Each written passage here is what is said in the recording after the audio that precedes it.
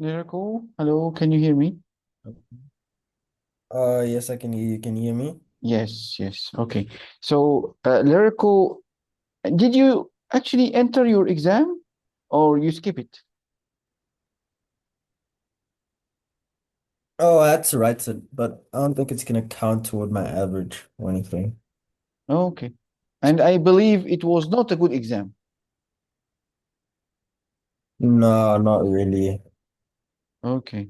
So, was it difficult because um, the exercise itself was difficult, or you felt that the concepts was not very clear to you? Um, the concepts were quite clear. It's just I don't know, maybe the wording was a bit difficult, but Hmm. the concepts were clear. Like I understood what they're trying to ask and stuff, but yeah. Okay. Okay. So it was about strings and arrays, right? So no, there wasn't string manipulation. It was literally just arrays and methods. Oh, arrays and methods. Okay, okay, okay. So Yeah. how old are you now, Lyrical? 17. So this year is your last year. After that, you have to apply to university or you have to take another year. No, this is my second last year of high school. Second last? Year of high school. Okay, okay, okay. So okay. Anyway, if you, yeah, like your mother discussed, so we should be talking about some of exam strategies, but mainly about Yeah. learning strategies that will work for everything, not only in computer science. So let me just try to share with you here. Mhm. So this is basically based on neuroscience. So this is how the brain really works. If you know how the brain works, you should be able to actually make your brain um, work for you for everything. So not only for computer science, but actually for everything. So this is not related to computer science at all. This is related to every study that you can do. Okay, so let us try to understand how the brain works and what you need to do to make it actually work really for you. So how you learn, let me explain this. So learning, so we have this something called neurons, which is this part, and the brain is consists of a lot of neurons. Okay, and these neurons have arms like this. We call it axons, and they have dendrites like this, and these dendrites have small parts. We call it dendritic spines. Okay, so when the learning happens, an electrical connection is extended between one neuron and another. So this is when you learn something really new. So you will find that so we have many neurons and your brain is full of those. So when you learn something new, then an extension will happen between one neuron to another. So learning is basically building new physical wiring connections in your head. So this is what happens when you learn something new. You are connecting, making more connections. Okay. So give me a second, please. Yeah.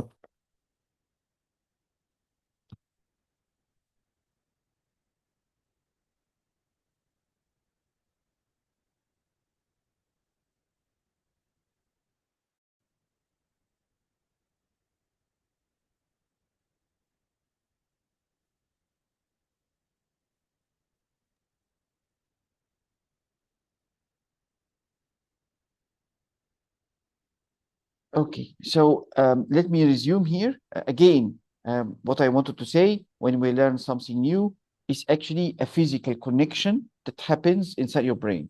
So the more wiring, it means that the more learning that you actually do. It happened for computer science, it happened for everything.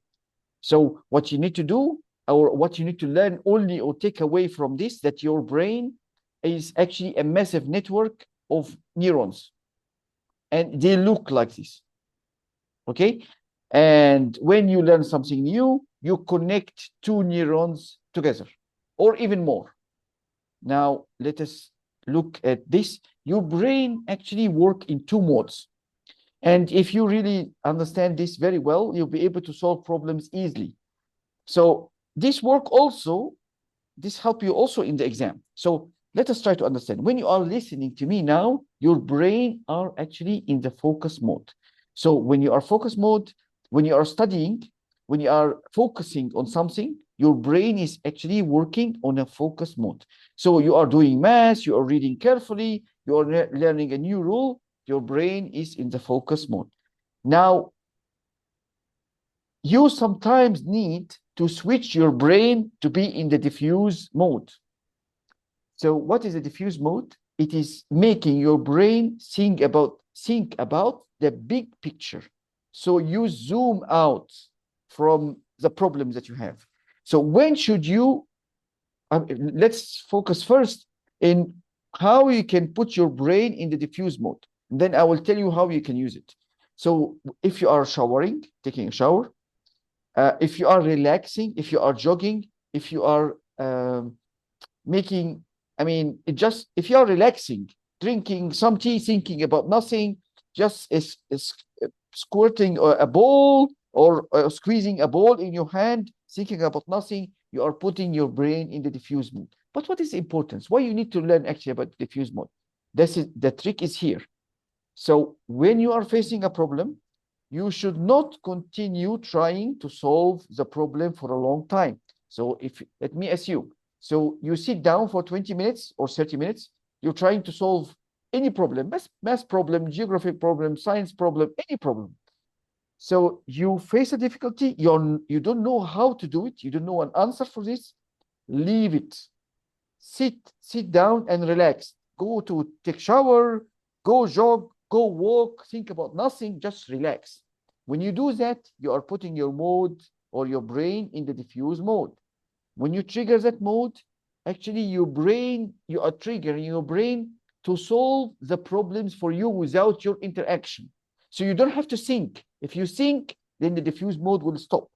So the diffuse mode automatically get triggered when you are relaxed, when your brain is thinking about nothing. So there is part of the brain that you don't have normally access to. And that's what is triggered when your brain is not thinking about anything. When you are showering, you're only enjoying the time under the shower. At that time, your brain goes to the diffuse mode. So why is that important? Because it will help you to solve problems in a creative manner. So will you be able to go back to the focus mode? Yes. So after 20, 30 minutes in the diffuse mode, try to go back to solve the same question that was difficult before. 80% of the time, you will be able to do it from the first time. If it doesn't work, try again in the focus mode for 20, 30 minutes, and then switch again to the diffuse mode. So go, relax, stop. Don't watch TV, don't watch YouTube, because that is actually consuming your brain ability. Your brain is working at that time. So watching TV, watching YouTube, watching TikTok is actually exhausting your brain. That is not a diffuse mode. So you need to put totally relax. You walk beside the sea, you go walking inside the garden, thinking about nothing. That is triggering the diffuse mode. Did I make myself clear here? Mm-hmm. Okay, good. Can you tell me now, what did you actually get so far from the two slides that we talk about?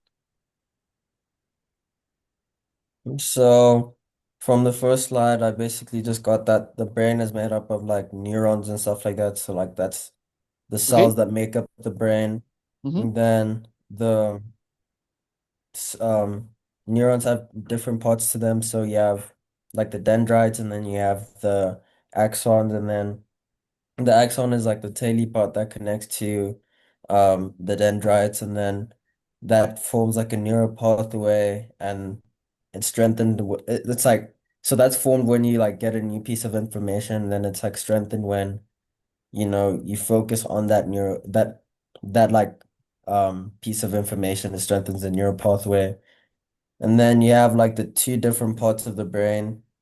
I mean, two different parts of like thinking, basically. So Correct. you Yes. have like your focus mode of thinking when you're like intensely focused on something. So that's like when you're consciously actively doing something, and then you have your diffuse mode, which is like when you're basically relaxing, and then you're like unconsciously solving a problem, basically. Exactly. You already nailed it. So actually, I'm Yeah. amazed by your focus. I mean, I wish that you have that focus when we was in the programming sessions. But okay, I mean, it's at the end, it's if you are able to use your abilities in any subject, that is actually great. So which means that you actually love medicine or love how things works inside the body. It seems like that. Yeah. I'd say biology is like one of my favorite subjects. Ah, that's why. So you want to become a surgeon, Yeah. for example, or you want to study what kind of what do you want to be at the end? Well, I don't know if you've heard of this company called CRISPR, but they basically just do like biomedical engineering and stuff like that. So yeah, that's something Oh, that I find interesting. okay. Yeah. Biomedical engineering. So at the end, you will study Yeah. engineering. Yeah, pretty much. Yeah. Medical engineering. Okay, that's interesting. Okay. Yeah, that's really Mm. good. Yeah. And what is your backup plan if you are not able to join them? Like my backup, like the backup thing that I want to do. Yes. I mean, if this company, I mean that is in the future, right? This is your plan in the future. So Hmm. there is other positions that you would like to be in if you are able to join that company for any reason or another. So Like you mean related to medicine or like something yes, yes, outside of exactly. medicine? Yes, yes. In medicine, yes.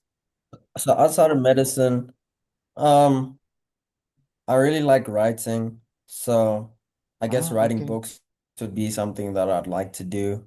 Wow, okay. And Yeah. yeah, That is good. That's really good. Yeah. It's good that you know what you want to do. Yeah. That's good. yeah, Okay. So let me explain one yeah. thing to you here. So can you see my screen? Would you like to add something before we continue? Yes. Should we Oh no, continue? no, I'm fine. Okay, perfect. So Yeah, let we me can continue. explain this here.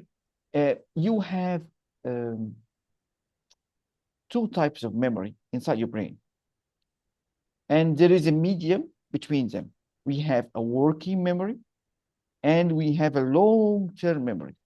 The long-term memory is organized, it's like a library. So we know where to find the information easily in between the racks, and it's organized.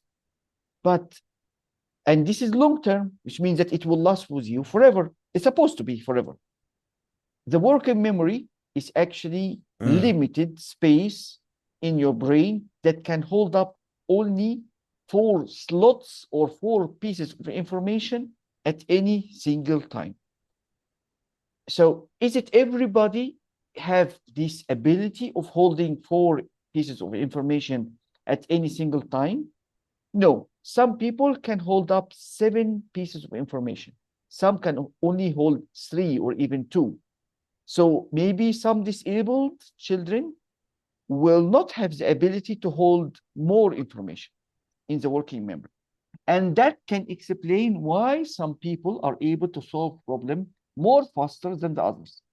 So smarter students have ability to combine and think about different or connect different information at the same time more than the others. So the more you're able to hold in your working memory, the faster you're able to solve math problems, programming problems, and so on. Okay.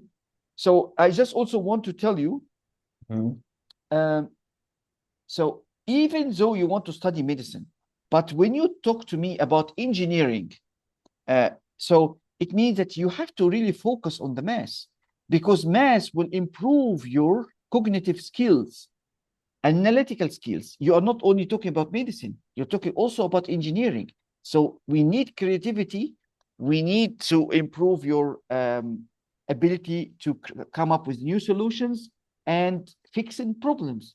So, and you have to understand, since you are only interested in medicine, doesn't mean that you also need to ignore mathematics, for example.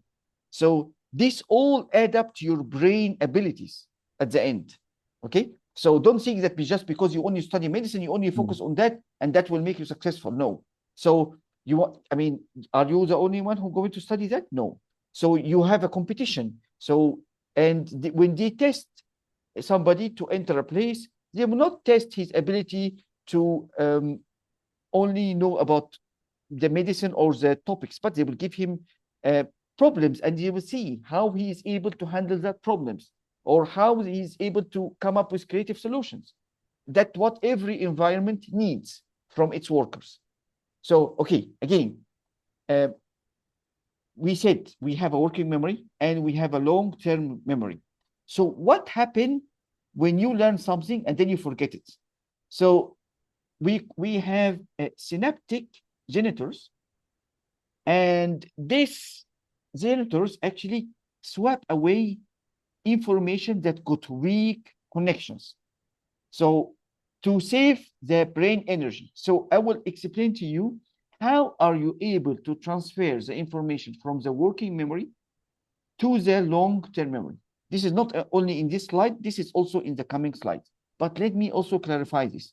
The working memory can only hold the information for a limited amount of time. Sometimes only 1 or 2 minutes, 3 minutes, 4 minutes. Okay? So that's why if I give you a phone number, you look at it, you think, and you repeat it even 1 or 2 times, 3 times. After that, you might not be able to remember it at all. Okay? So that is because it is held or being held in the working memory. So far, is that clear?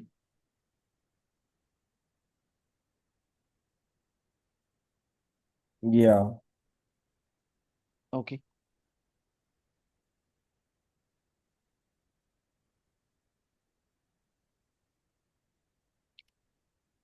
Okay, so there is 2 ways to learning. One of the ways is used, or we call it the hippocampus declarative system. Okay, so, and another way, we call it the basal ganglia. And this is the procedural system. So when do you use the procedural system? It is the habits that you develop. So learning how to ride a bicycle, learning how to drive a car, you can do them when you are even talking to somebody beside you. You can maybe ride the bicycle with your friends, which means that you are talking to friends who are riding also a bicycle beside you. You can ride and talk to them at the same time. But that is, but why are you able to do that? You are able to ride the bicycle at the same time you are able to open topics and discuss topics with other people, or even ride a car and talk to the person beside you. So you are only able to do that when you develop the skills of, or when you keep repeating driving cars. So you will not be able to do that once you start driving a car, because once you start driving a car, you will be actually not using the procedural system, you will be using the declarative system. So when you are starting to do something for the first time, your brain still learning how to actually do that. So when you are learning to do something for the first time, you are using your declarative system and the hippocampus. So that is applied to driving a car, that applies to maybe doing sliding like this, or even doing some kind of sports. It can apply to any kind of sports that you do, tennis, volleyball, football, and so on. So how the people reach this kind of skill? They reach the skill set by repeating, by keep training. When you keep training, there is a pattern that is built inside your brain that allow you to do things automatically without much focus from your brain. When you do that, it means that you already playing football using your procedure system. You are already playing volleyball using your procedure system. You're already playing tennis using your procedure system, which means that you're doing it without a real focus or much energy from your brain. You're able to do other things at the same time. You're able to look at your colleague or your partner in your tennis ball, for example, um, at the same time when you are just hitting the ball. So you are able to do things at the same time because you already produce the patterns the action and the angles and the position of your hand is done automatically without your interaction. That is because already involves the procedure system from your brain. So it is done automatically without any thinking from you. But when you start learning something for the first time, you actually need to be focused. You need to be using the declarative system because you are learning it for the first time. But when you keep memorizing it and you keep practicing it over and over and over again, it becomes automatically done without much effort from you. This can apply to mathematic formulas or mathematic equations or even solving mathematic problems. Yes, if you keep practicing, you will be able to make that automatic. So, I mean, if you are, if you, I mean, all of us memorize the multiplication table, right? So you memorize it and keep repeating it until it become you're able to do it even with in a blink of an eye. It become very fast, right? Yeah. Okay. So what's the takeaway from this slide? The true mastery in school require both systems. So you need to know, you need to understand the declarative system, how it works, and the procedure system. Actually, it happens without your interaction. You just didn't know that it actually have two systems that is involved in the learning. So you first start with the declarative system.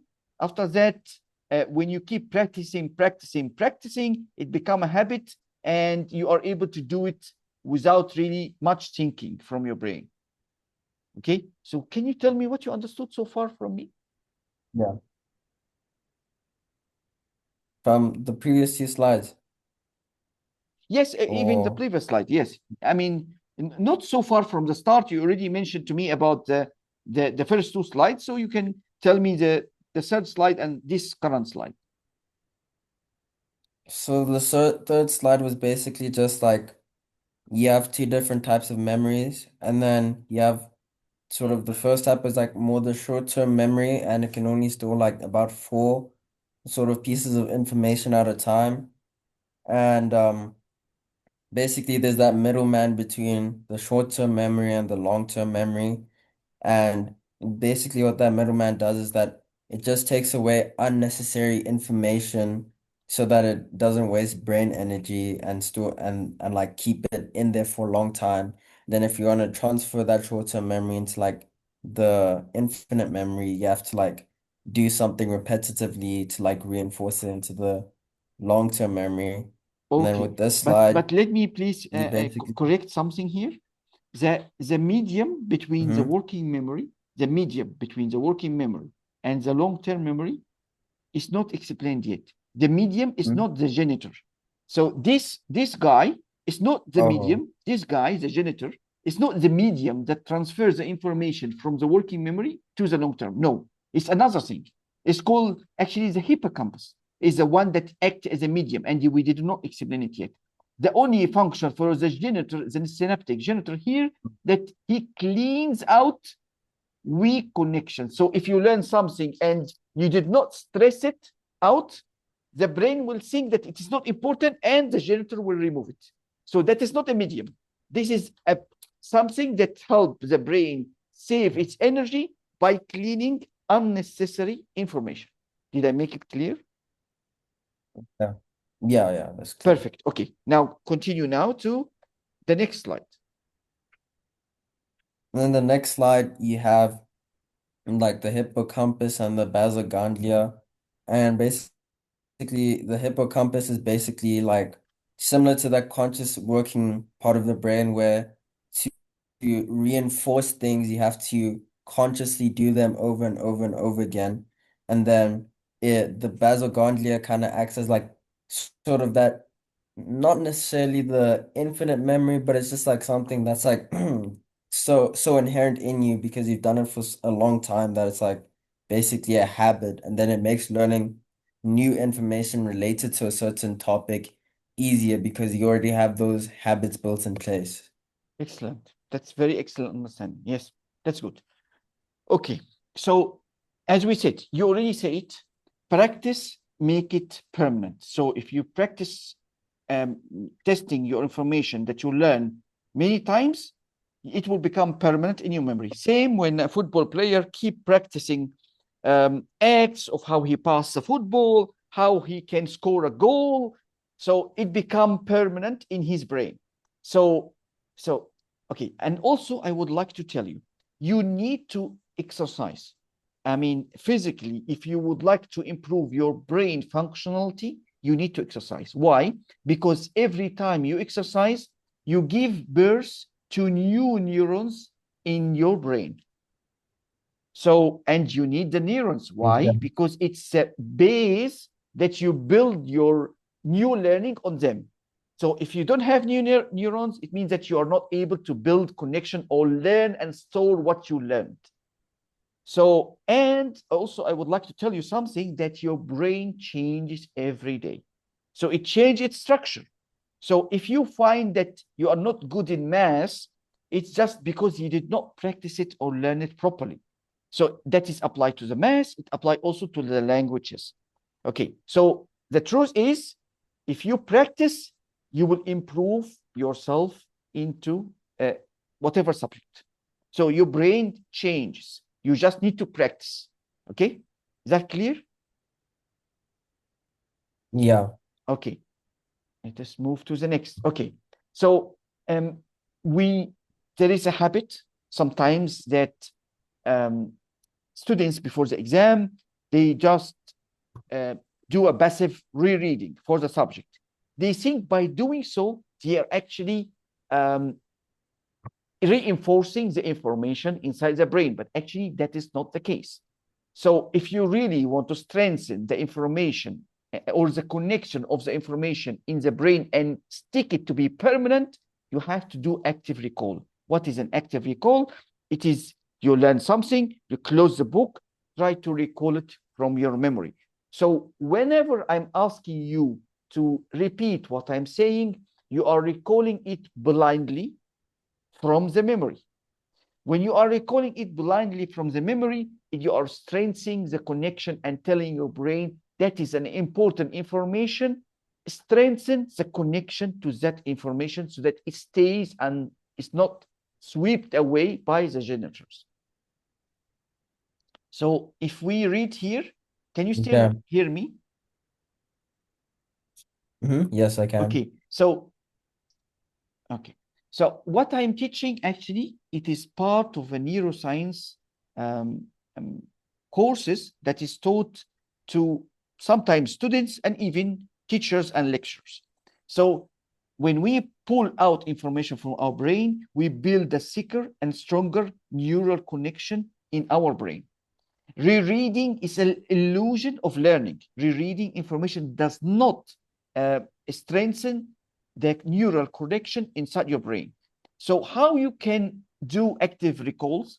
You can use flashcards or try also to teach the lesson to one of your friends.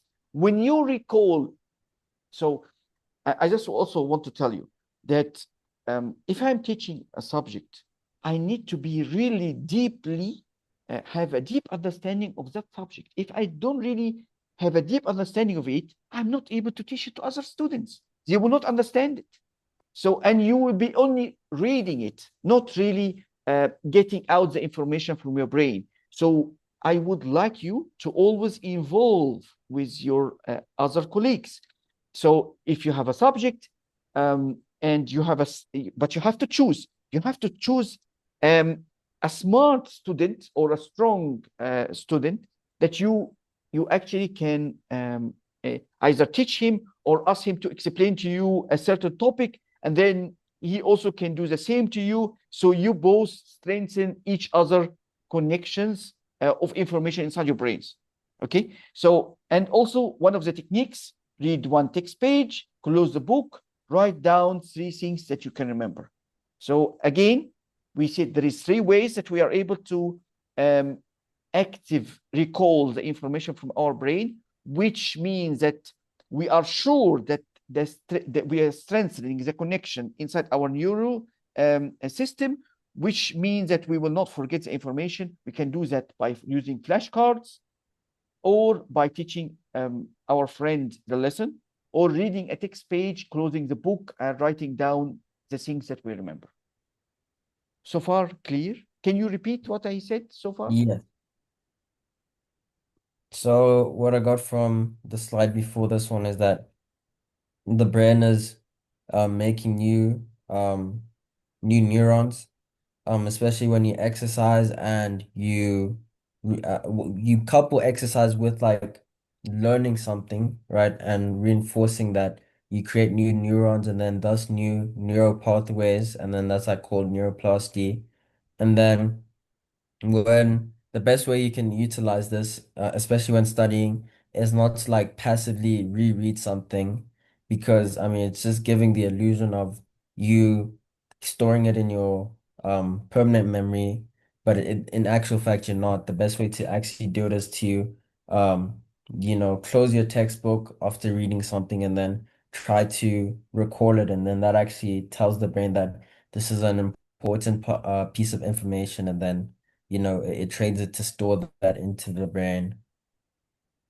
Perfect. And don't forget, Or teaching yeah, teaching what you learn to one yeah, of your friends really, because really help a yeah, lot in strengthening the information inside your brain. Okay. yeah, Okay. Because why? When you close the book and try to recall one page, you are doing it for maybe a limited amount of information. But when you explain something to your friend, you need to explain actually not one page. You will not go to him and tell him, okay, I will repeat for you or explain to you this one page. You will explain a topic. So you explain a topic and you make sure that you answer his questions. And when he asks you questions, then you will dig inside your brain and find, oh, did I really understand it very well that I'm able to really answer my friend connect questions? So that is interaction, and this kind of brainstorming and between you and him really is good. Okay, so this is yeah, supposed to typically also happen in the classroom. Okay, so and we call that techniques active learning, but of course not all the schools practice it. So okay, now let yeah, us true. let us go back here. There is actually some of the students um, try to cram the information um, before the exam. So 1 or 2 days before the exam, they will start to cram the information inside the brain. And when they do so, this is how the information will really looks like inside your brain. It will be really messed up and not really well organized. But if you really do a spaced time learning, the information will be really organized in a way that it is very clear to you to make you able to answer questions easily.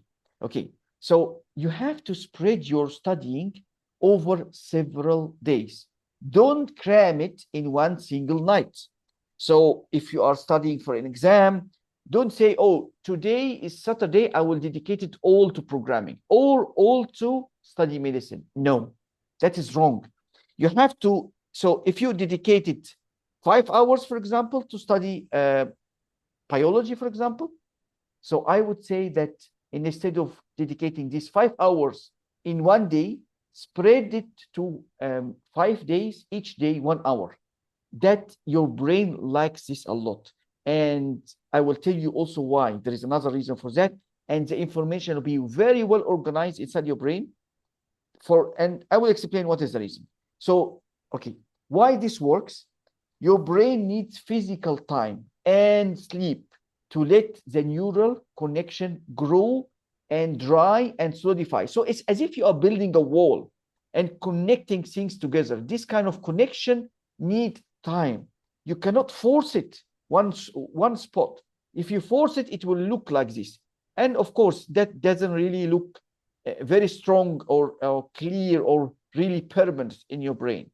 So, but this looks stable, and it seems that it can last for a long time. So, I mean, when you are learning something, you are building connection between different topics in your brain about this one subject. You are not, the subject contain many topics, not only one topic, and sometimes they are related.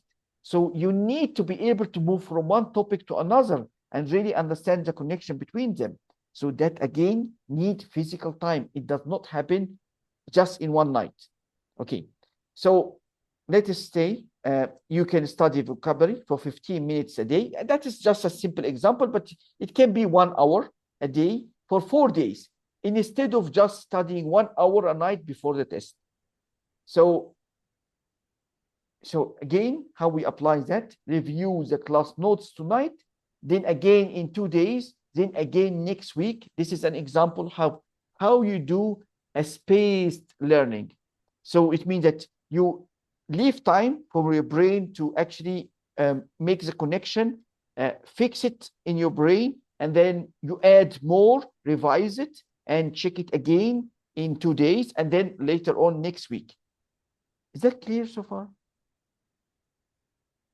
Yes.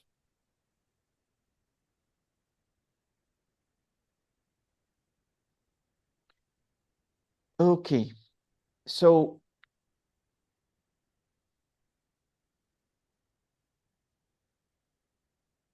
when you first learn information, it will be held in your okay, any topics that you learn. So for example, when we learned about arrays, there is many subtopics under the word arrays. Arrays is a general topic, and then you will find that there is methods that you need to use. There is a for loops that you need to learn about to handle arrays. You need to know how to store things inside array, how to get it out of the array. And so there is many subtopics. So these subtopics, when you start to learn them for the first time, you'll be overwhelmed in your working memory because there is many information that you need to handle at the same time. But when you do a practice and you try to actually learn this by repeated learning and spaced learning, you will find that the subtopics are connected really together. When I tell you arrays, you will only bring one whole connected information from your permanent memory and put it in your working memory. When you do that, it will not occupy all the 4 spaces or slots available in your working memory. But in the start, when you are learning, you will be occupying all the 4 spaces when you are still learning about any topic. When you learn about it, when you practice it, when you do a spaced learning with it, when I say arrays, you will bring all the information about your arrays, and your brain will put it from the long-term memory inside your working memory. Only one slot. Before it was occupying the 4 slots, now it will only occupy one slot. That help you to solve complicated exercises and complicated problems, because you are bringing the arrays in one slot, you're bringing strings in another slot, you're bringing for loops in a third slot, and so on. So you bring all your knowledge that you have, that you already practiced, and that enable you to produce creative solutions that involve many things at the same time. Okay, now I think it's time for you to really start to explain this. Or So the before slide you do before that, this one please, was basically just before you do that, yeah. can you read this, please? These two. Okay, so chunking is like grouping small pieces of information together through meaning and practice until they form a single smooth concept. It frees up the 4 tentacles of your octopus or the working memory, Instead of holding four separate facts, you can hold one chunk, leaving room for complex problem solving. This applies to every So, subject that you study. Now you can explain to me. for the first one is just basically comparing, basically like cramming and spaced out learning. So Mhm. cramming, it's basically just like trying to fit everything in just one study session, usually a short time away from the test or the exam. And that basically just it makes everything just like disorganized. Your thinking's disorganized and it doesn't give the brain time enough time to actually understand what's going on. And then with spaced out learning, it's like just having like just building that information through the days, not just trying to tackle it all at once. And that kind of like ties into chunking, right? So basically what cramming would be is like trying to fit all that information in one study period. And then chunking would be like each day you're just focusing on, a certain piece of that concept or that or the thing you're supposed to know for the exam and then just mastering each piece day by day and then like until they form a smooth concept and then yeah, that's basically just what cramming Yes, and spaced out learning is. perfect, perfect, perfect. Okay. Um, Let me move to the next. Okay. We have a technique in the study. It's called interleaving technique.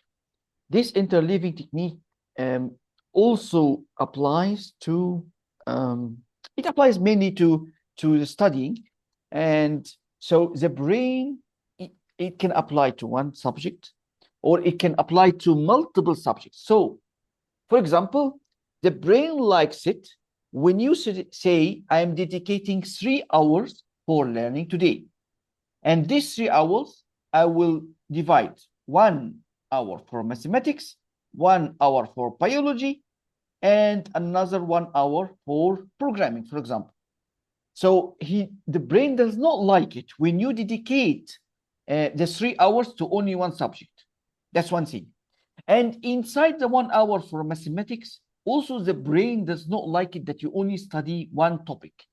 Study multiple topics that you can. So divide, for example, half an hour for a subtopic, another half an hour for another subtopic.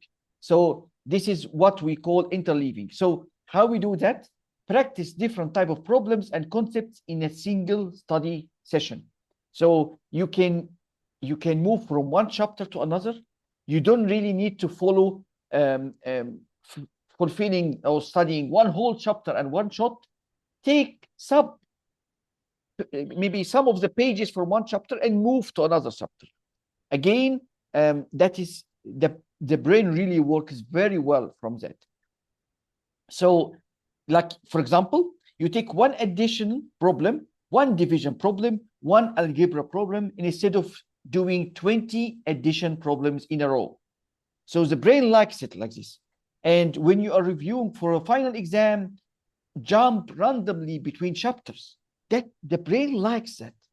The brain really become better, and you become uh, more mastering for the subject when you do that. Okay, is that clear? Yeah. Okay, perfect. So let us move to the next. And yeah, so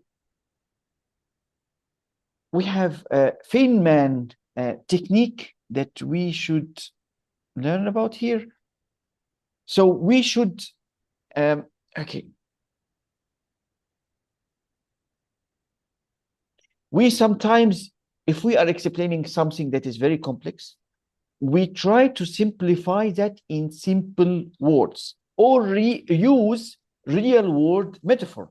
So, for example, if we want people to really imagine what is electricity, we should say, even when you are studying on your own, we should say that electricity is like a water flowing through pipes. And instead of just memorizing the real definition of a voltage, because when you tie it to something that you really know or a real world metaphor, that also help you to remember it because you are tying it to an information that you already have it stable in your brain. So you know very well how the water flows through the pipes. And what are you learning new here? You are learning about electricity. So electricity, if you only memorize it with a rigid definition, you might actually forget it. But when you tie it to something that you already know from before, then you are actually connecting the water or the electricity to the water that you already know very well. So this is very low chance that you will actually start to forget what is electricity because you already tie it to a real world metaphor that is already known to your brain. Is that Yeah. clear here? Can you repeat now, please, what I said in the So last two slides? basically, Yeah. Mhm. yeah, so on the previous slide, we're looking at interleaving. So basically, the brain doesn't like to spend a lot of time just like tackling one thing, and it just becomes sort of redundant. So then what you should do is, let's say for example you have a 3 hour session or study session, it'd be better to break up that 3 hours into learning three different subjects, so maybe like math, biology, or like history. And then in that hour for the designated subject, you can also look at different subtopics, like maybe in math, just breaking up, maybe 30-minute session, you do algebra, and then the other 30-minute session, you do calculus or something. And then with this Feynman technique, it's basically just like using real life analogies to describe the thing you're learning. So, for example, you're trying to learn math, for example, like why is a negative and a negative a positive? You can like tie that into something else that will help it make sense using the information you already know in your head. Okay, perfect. So that's very, very good so far. Okay, so let us move to um, how you can beat procrastination. So when you uh, procrastination, which means that you already dislike something and you don't really would like to do it, and your brain is feeling a trauma from it. So we would like to beat the pain. So how to beat the pain is by making a procedure. The procedure is it's called Pomodoro technique. Did you hear about it before? Yeah.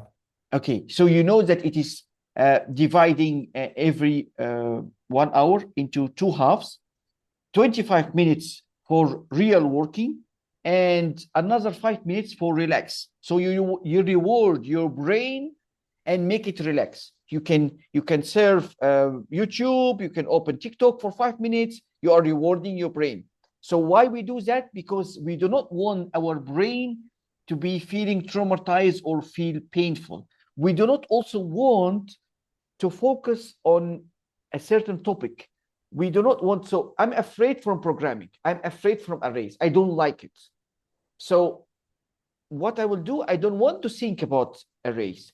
I'm saying I'm dedicating this 25 minutes for trying to learn about programming. You can go to arrays or any other topics, it doesn't matter. You just dedicate 25 minutes and you know after 25 minutes, it doesn't matter. You already learn or you didn't learn or you finished the topic of array or you didn't finish it. It doesn't matter. You stop at 25 minutes and then you reward your brain for something. So you give it something it likes. Maybe you like coffee. So, okay, go and enjoy drinking coffee. You like watching TV, do it for 5 minutes, and so on. So you divide your study time by a group of 30 minutes. Every 30 minutes, you practice 25 and 5 minutes rewarding for your brain. So, but you have to actually, you actually, you actually can or must do something. You must put your phone away in another room because the phone and the notifications that come from the phone actually disturb your brain a lot and can really hinder your learning process, either in programming or anything else. Is that clear so far? Yes. Okay. So we okay, we do not want to. So the blueprint, I believe this is almost, yeah, we are reaching the end. So what I want to say here, that we know that the working memory, we use a real metaphor for it to show that it is like an octopus that can hold four things or four pieces of information at the same time. We do not want to overload it. We would like to make it hold many information at the same time, because that help or speed the problem solving process, especially if it's a complex problem. We would like to physically exercise so that we build new neurons. Okay. And we know that we have a declarative system and a procedural system that we learn through or do things through. Okay, we know or we learned about the diffuse thinking mode and the focus thinking mode. We know very well that sleeping is a superpower. It literally washes away brain toxins and grow new synapses while you rest. So you fix up all what you learned during the day during your sleep. So 7 to 8 hours is a must every night. And you have to understand, your brain does not consolidate information that you learn only in one night.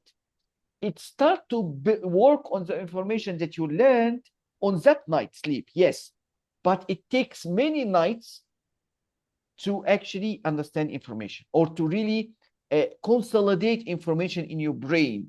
So what's the mean consolidate? Consolidating information make, for example, the array topic or the arrays and for loops together can work and get connected only in one smooth ribbon that can be put in one of the four available slots in the working memory. So, and the same can apply to every subject. But since I'm computer science, so I'm focusing on that. So again, important sleeps in the night before the exam and in the every night is actually very important. And if you missed a good sleep in one of 2 nights, so if you know that there is one night that you need to stay up long, so you are able to actually store some sleeping, which means that instead of sleeping 8 hours, sleep 8.5 hours or even 9 hours on the days before you going to sleep less hours. So imagine maybe on Friday night you need to stay for long and you need to be focused on the Saturday morning. If you need to do that, it means that 4 days before the Friday you sleep 1 extra hour or 1 extra half an hour, so that you are able to store that. Actually, that works. This technique actually works. Okay, so you can do that. And let me move here and tell me, please, what you understood so far from me. So the first slide was basically just looking at the Pomodoro method.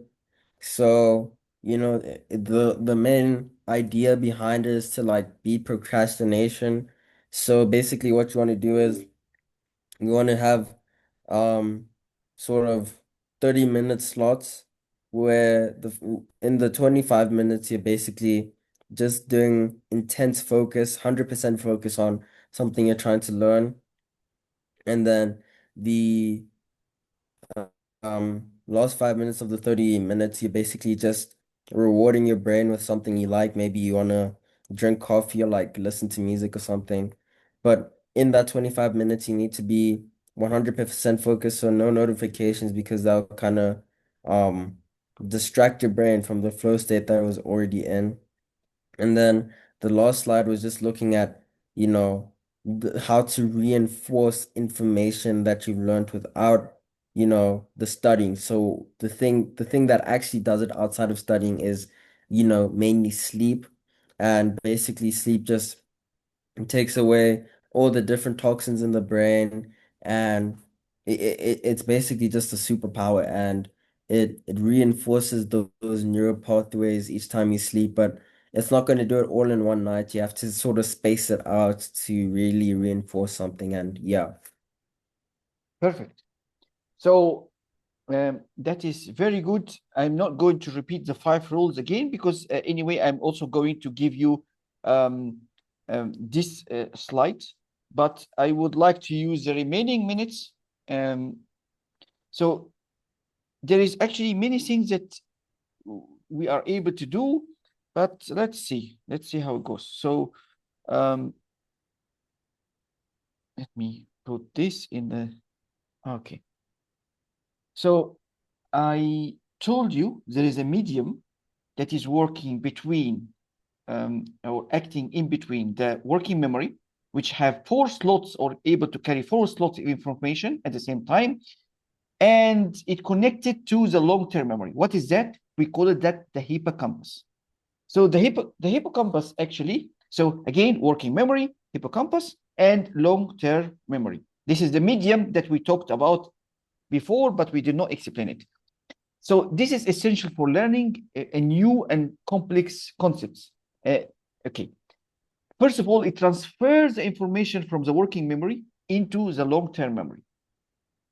And actually, there is one fact that you should be also aware, and some of the teachers are aware of that when they are explaining a new topic. And if you are, and also that give a reason why we need to do this 25 of the Pomodoro. The hippocampus actually have a limitation. It have a capacity. It's like a cup of water.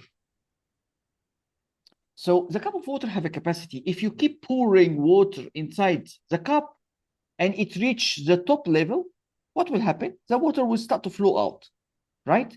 So if there is a Yeah. capacity for the hippocampus, you start to overload it with information without stop, the information will start to be lost from your brain. You will not remember it. And we do not want that. So teachers who know about that, they know that the adults normally are able to be hold information in the working memory and the hippocampus for 50 in a time that is 15 to 20 minutes. If you give, and some students are less actually, but this is the average. So in an adult in your age, your hippocampus are able to keep the information for around 20 minutes. And if you the teacher keep pushing more new information inside your brain, you will start not to be able to keep that information. So what will happen? You will lose an information and forget it.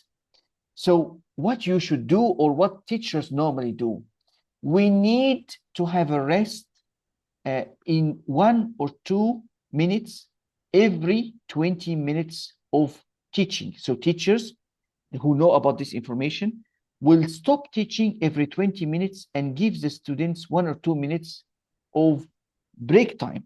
So they don't say, they don't announce it as a break time, but they typically use the time to open the book, look at the book, clean the board. So all this time that is given uh, to the students is actually supposed affect the hippocampus. It affected in a way that it allow. So the hippocampus actually cannot work when your ears is actually used to, or your eyes is used to receive information from the teacher.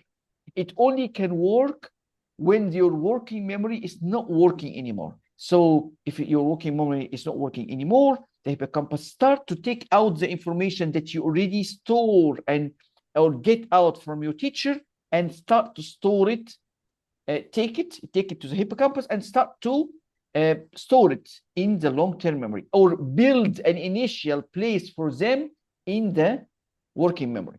It does not put the cement that is used to fix that is done during the sleep, but it starts to say, to make the initial connection between the neurons. Okay, so far, is that clear?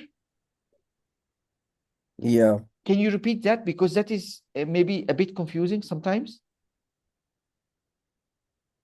So basically, the hippocampus is like that middleman between the short-term memory and the stored memory. So basically what's happening is, right, the hippocampus can only truly work when your brain is sort of in a diffuse state, and it can't work when you're constantly receiving information, right? You need time to actually synthesize and process that information so that it can, effectively work and be stored into your long-term memory.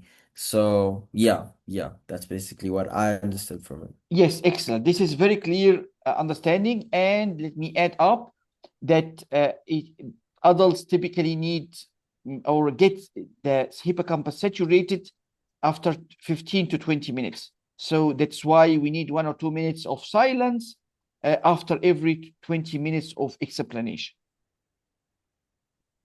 And we Okay. normally strengthen the memories while we are sleeping. Okay, so Yeah. perfect. Um, I would say that if we happen to have another class, then I will go through the remaining. But for the moment, let's stop at the moment. Did you benefit from anything today from what I explained? Yeah, I definitely did. No, I just learned the mechanics of what makes studying actually effective and how to actually like apply them into my studying to actually get effective results. Perfect. But let me tell you also one thing. I teach you about the diffuse mode, right? So the diffuse mode, you're able Yeah. to use it in your exam. So I did not teach you anything about computer science. We only learned about Java. I just want to tell you that uh, computers are able to do multitasking, which means that are able to do two things at the same time.